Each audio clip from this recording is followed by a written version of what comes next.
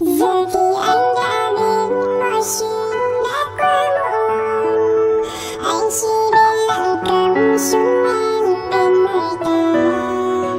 Và những lần sau khi đã yêu nhầm.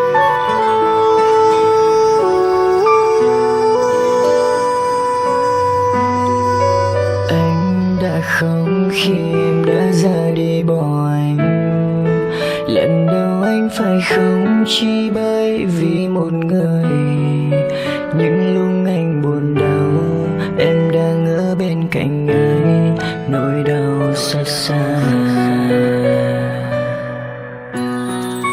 Giờ thì anh đã biết anh đã yêu lầm em. Người con gái anh yêu không giống như anh mơ.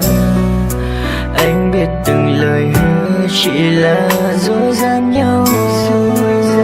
Tại vì sao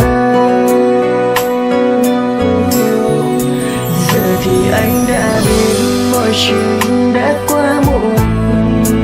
Anh chỉ biết lặng cầm chúng em bên người ta. Và anh biết anh sai khi đã yêu nhầm người.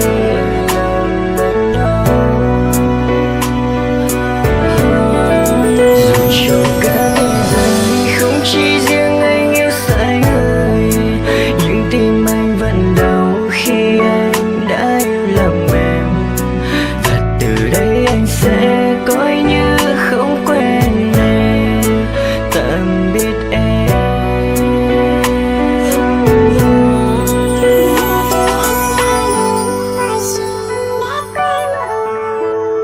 Anh chỉ biết lặng cầm súng em bên người ta.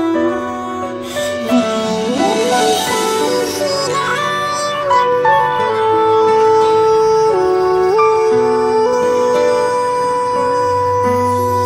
Giờ thì anh đã biết anh đã yêu lầm em. Người con gái anh yêu không giống như anh mơ.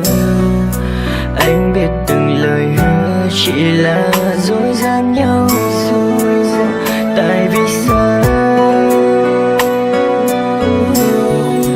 giờ thì anh đã biết mọi chuyện đã quá muộn. Anh chỉ